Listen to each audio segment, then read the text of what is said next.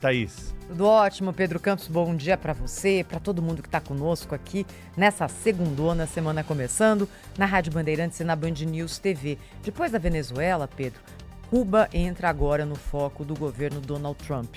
Ontem, numa rede social, o presidente dos Estados Unidos escreveu o seguinte: Cuba viveu por muitos anos com grandes quantidades de petróleo e dinheiro da Venezuela. Em troca, Cuba forneceu serviços de segurança para os dois últimos ditadores venezuelanos, mas isso acabou, exclamação, é o que publicou Donald Trump nesse domingo, fechando aqui da forma mais, com letras maiúsculas, não é? Não haverá mais petróleo nem dinheiro para Cuba, zero. Sugiro fortemente que façam um acordo antes que seja tarde demais.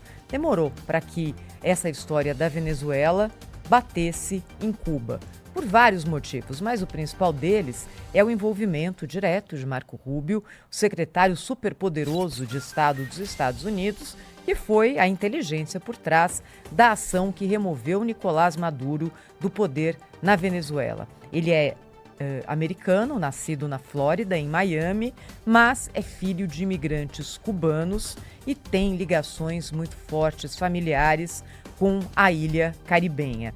Marco Rubio nunca escondeu a vontade, e até já falou sobre isso em livros, biografias, que tem de fazer com que o regime de Cuba seja outro em algum momento. E agora apareceu uma oportunidade, que é uma oportunidade rara. Não é? Cuba sobreviveu há tanto tempo, a tantas crises e se deteriorou ao longo dessas décadas. Hoje, o país tem uma infraestrutura basicamente que é a mesma construída nos anos 50, que não dá conta do que a ilha necessita nesse momento. Viveu durante muito tempo com recursos que eram abundantes e chegavam da União Soviética. Quando a União Soviética desmoronou, Cuba desmoronou junto. Pela primeira vez. Aí chegou um pouco de capital espanhol, um pouco de capital canadense, das empresas interessadas em mineração. Nada deu muito certo. Com a economia estatizada, pouca possibilidade de ação para a iniciativa privada, quase nenhuma produção local. Quase nenhuma, nem a cana-de-açúcar, nem o rum, quase nada sai hoje do território de Cuba. Ainda veio um pouco de dinheiro da China, mas a China é diferente.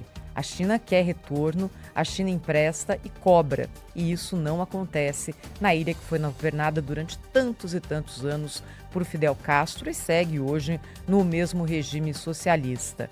A Venezuela surgiu aqui como última tábua de salvação, algo ali pouco representativo, mas que fez com que Cuba pudesse ter minimamente, por exemplo, um pouco de gasolina. No mercado oficial, relatos de cubanos indicam que você entra numa fila para ter acesso à gasolina e que esse acesso pode demorar de 3 a 4 meses. Você entra hoje na fila para ter gasolina em abril ou em maio, no mercado oficial. No mercado paralelo, tudo é diferente. Cuba hoje não tem mais estrutura de serviços públicos, também não tem mais para sua população aquilo que já foi orgulho da ilha durante algum tempo, que era a medicina. Sem insumos, sem estrutura pública adequada, acabou também um serviço minimamente razoável para os moradores. A população hoje passa fome e vive num território que foi destruído pela má gestão econômica e por vários fenômenos naturais também, como os tufões que são tão comuns nessa área do Caribe. E hoje Cuba está numa sinuca de bico, porque sem receber petróleo da Venezuela, deixa de ter essa única possibilidade mínima, já ali quase que inexistente, de sobrevivência do seu regime. O que vai vir na sequência a gente vai descobrir, mas se Donald Trump conseguiu retirar Nicolás Maduro do poder na Venezuela, e a Venezuela é um país muito maior, é um país mais rico, é um país mais estruturado e um país que se estruturou também militarmente para defender o seu regime. Mas Trump foi mais esperto. Foi lá, fechou com a vice de Maduro e tirou o Nicolás Maduro do país. Ele está preso agora em Nova York, nos Estados Unidos. Talvez seja esse o caminho que é visto pelo secretário Marco Rubio para Cuba. Hoje, mais do que nunca, a situação do governo nessa ilha do Caribe é muito, muito, muito delicada. A gente vai acompanhar os próximos passos, é claro, aqui no Jornal Gente, na Rádio Bandeirantes, na Band News TV, mas o Guilherme Macalossi, direto da Rádio Bandeirantes de Porto Alegre, está chegando com mais um destaque internacional para abrir a nossa semana, né, Macalossi? Bom dia.